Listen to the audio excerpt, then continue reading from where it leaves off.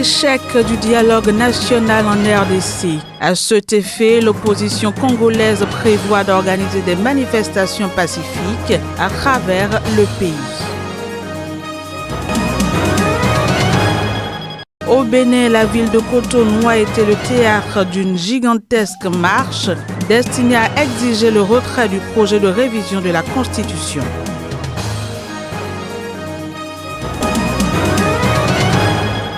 Puis présidentielle en France, le Brexit risque d'avoir un fort impact sur le vote des Français résidant au Royaume-Uni.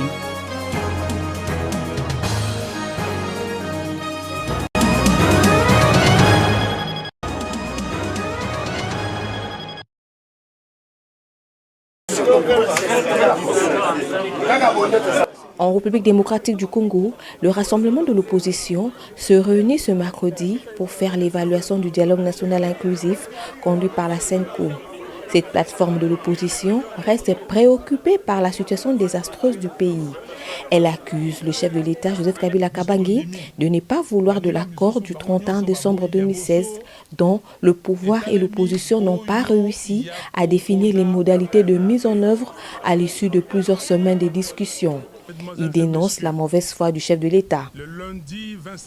Il apparaît aujourd'hui que la bonne foi du rassemblement s'est butée à la mauvaise foi caractérisée de M. Kabila, qui ne veut pas quitter le pouvoir et par conséquent sabote toute initiative tendant à organiser les élections crédibles pour une alternance démocratique en RDC. Dès lors que le processus devant conduire la mise en œuvre de l'accord est ainsi compromis, le consensus dégagé pour l'acceptation de M. Joseph Kabila comme chef de l'État pendant la courte période préélectorale et électorale est rompu. Le rassemblement appelle par ailleurs le peuple congolais à des manifestations pacifiques. À dater de ce jour, je demande au peuple congolais de 1. Demeurer en état d'alerte et de résistance. 2. Contribuer à la réussite de la journée ville morte sur toute l'étendue du territoire national le lundi 3 avril 2017. 3. Soutenir la grève générale décrétée par les syndicats le mercredi 5 avril 2017. La mission des Nations Unies au Congo appelle les acteurs politiques au calme et les demande à poursuivre les contacts pour finaliser l'application de l'accord de la Saint-Sylvestre, la seule feuille de route ayant réuni le consensus de tous. C'est ce qu'a déclaré Antoine Charles Bambara, porte-parole de la MONUSCO, au cours de la conférence de presse hebdomadaire des Nations Unies à Kinshasa. Nous appelons les différents acteurs politiques à se focaliser sur la mise en œuvre de cet accord de la Saint-Sylvestre, qui est jusque-là un peu le consensus qui a été trouvé. C'est vrai que les arrangements particuliers n'ont pas pu être finalisés. En ce qui concerne l'assassinat de 2 enquêteurs onusiens, le secrétaire général de la MONUSCO, dans un communiqué, a fait savoir que l'ONU est prête à fournir à la RDC le soutien nécessaire pour appuyer la justice congolaise dans cette enquête.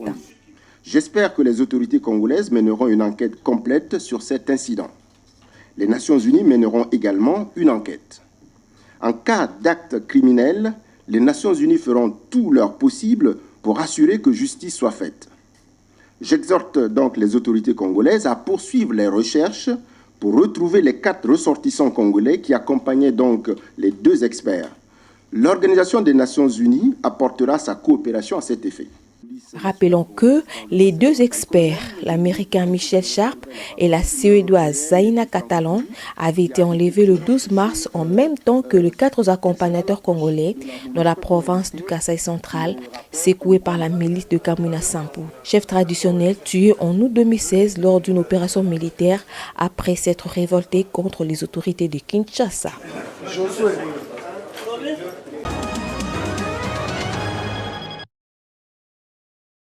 Découverte de cadavres de 2 experts de l'ONU en RDC. Kinshasa a annoncé l'accélération d'une enquête sur leur disparition. Les corps ont été retrouvés dans une région du centre de la République démocratique du Congo en proie à une rébellion. L'Américain Michael Sharp et la Suédo-Chilienne Zaida Catalan étaient 2 experts envoyés par le secrétaire général de l'ONU. Ils avaient été enlevés le 12 mars avec 4 Congolais dans la province du Kasaï central. Antonio Guterres a demandé aux autorités congolaises une enquête complète sur ce drame, assurant que les Nations Unies feraient tout le possible pour que justice soit faite. D'un autre côté, Amnesty International a invité Kinshasa à faciliter l'enquête de l'ONU et à poursuivre les recherches pour retrouver les 3 autres Congolais enlevés en même temps que les experts, le 4e ayant été retrouvé mort. À côté de l'enquête judiciaire sur la mort des 2 experts onusiens, une enquête administrative à la demande du gouvernement vise le gouverneur du Kasaï central, fortement critiqué pour sa gestion de la crise. Le Conseil de sécurité des Nations Unies va voter ce vendredi la réduction de 7% environ du nombre de militaires et de policiers de la force de maintien de la paix en République démocratique du Congo.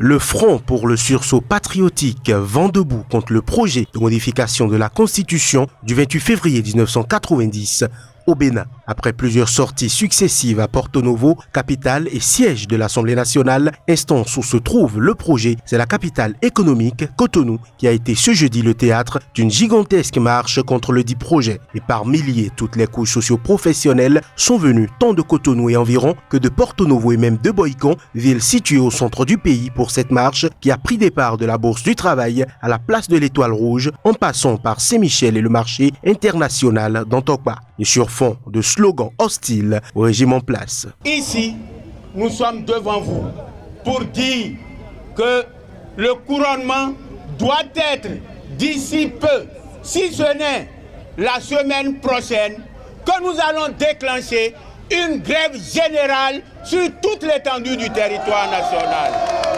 Pour le Front et ses membres, la seule option qui reste au gouvernement, c'est le retrait pur et simple du projet, car les griefs qui y sont faits sont nombreux. Dans cette constitution, il est écrit quelque part que si le président est en fonction, quelle que soit la faute qu'il commet, même s'il vole, on ne peut pas le garder à vue. S'il n'est plus au pouvoir, on ne peut pas non plus le garder à vue. Nous n'allons pas accepter que cette constitution-là entérine l'impunité. L'affairisme au sommet de l'État, les conflits d'intérêts, les marchés gré à gré illégaux, la violation de façon récurrente de la Constitution, des textes et lois qui fondent dans la République. C'est pour ça que je voudrais féliciter une fois encore le ministre Candide Azanaï. Le Front pour le sursaut patriotique n'entend pas baisser la pression jusqu'à satisfaction de ses exigences, à savoir des assises nationales après le retrait du projet. Et dans ce combat, il peut compter sur les magistrats qui, à travers l'UNAMAB, l'Union nationale des magistrats du Bénin, ont entamé une grève pour le même objectif. Prochaine destination, l'Assemblée nationale.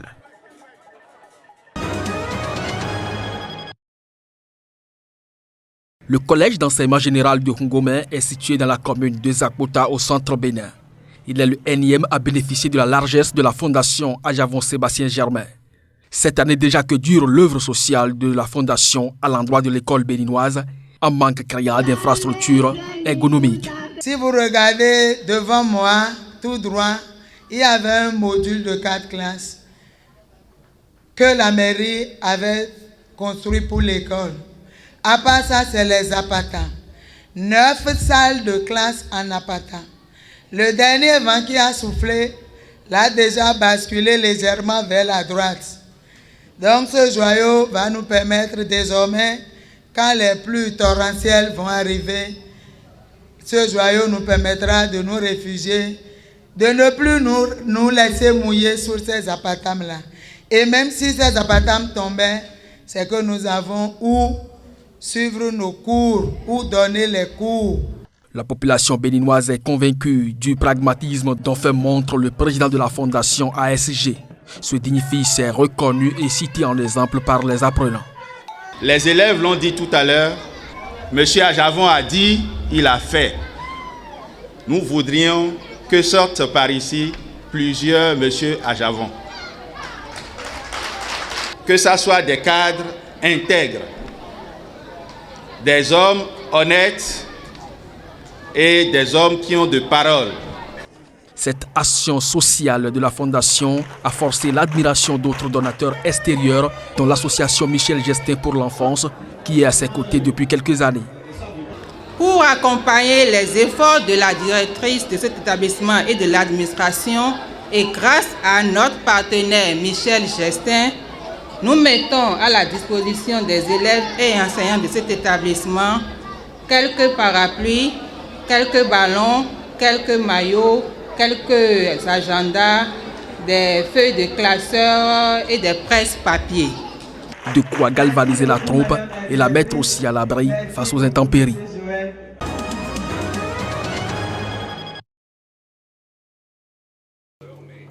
Le soir d'un débat, ce peuple se métamorphose. À Londres, les sympathisants socialistes français suivent la campagne présidentielle autour de quelques pintes. Installés dans un pays qui s'apprête à quitter l'Union européenne, ils sont attentifs à la place de l'Europe dans les programmes des candidats. Oui, le Brexit aura un impact fondamental sur le vote des Français de l'étranger, forcément. C'est dans l'adversité un petit peu qu'on se rassemble. 1,3 million de Français sont inscrits sur les listes consulaires dans le monde, soit 2% des électeurs. Un réservoir de voix non négligeable pour les candidats. Emmanuel Macron est allé à leur rencontre en février. C'est aussi de les convaincre partout et à chaque moment où c'est pertinent de revenir entreprendre, faire en France, innover, chercher, créer, enseigner. Parce que je veux qu'on ait un pays où on puisse à nouveau faire tout cela. Un public conquis, mais ici, les meetings sont l'exception. Distribution de tracts à la sortie de spectacles d'artistes français ou tout simplement à South Kensington, le quartier français. La campagne se joue surtout dans la rue. Quand on a vécu toute sa vie en France, on n'a parfois pas forcément tendance à se rendre compte du fait qu'un système peut être différent, un système de retraite, de protection sociale ou autre. Et quand on a vécu à l'étranger, par exemple en Grande-Bretagne, on voit que ce n'est pas forcément de la même manière. Pour les partisans de Marine Le Pen, les priorités restent les mêmes, que ce soit à l'étranger ou en France. Pour elle, les Français à l'étranger sont plus importants que les étrangers en France, ce qui n'est pas le cas des autres candidats. C'est-à-dire quand on voit les budgets de l'enseignement français à l'étranger réduits et qu'en parallèle, on accueille des migrants dans des châteaux. La capitale britannique compte environ 200 000 expatriés français. Le choc du Brexit sera dans tous les esprits au moment du vote.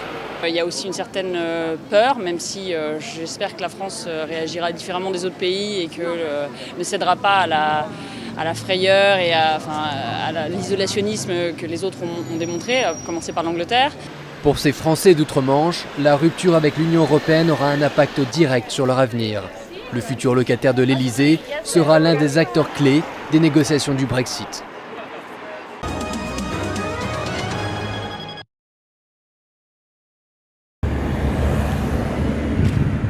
Première journée en prison pour Park Geun-hye, la présidente sud-coréenne destituée. Un fait en vertu d'un mandat d'arrêt délivré par la justice. Cette nouvelle descente aux enfers réjouit ses opposants, mais sème la consternation dans son camp. C'est suite à une audience marathon jeudi que le tribunal du district central de Séoul a délivré un mandat d'arrêt contre l'ex-présidente emporté par un retentissant scandale de corruption. Park est le troisième ancien chef d'État à être arrêté dans une affaire de corruption en Corée du Sud. Le parquet ne l'a pas encore inculpée, mais a déjà fait savoir qu'elle était soupçonnée de corruption, d'abus de pouvoir, de coercition et d'avoir livré des secrets d'État. L'ex-présidente rejette toutes les accusations.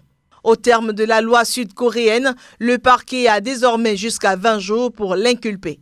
Le placement en détention provisoire de Park est un pas de plus dans la disgrâce de celle qui fut la première femme à accéder à la fonction suprême en Corée du Sud.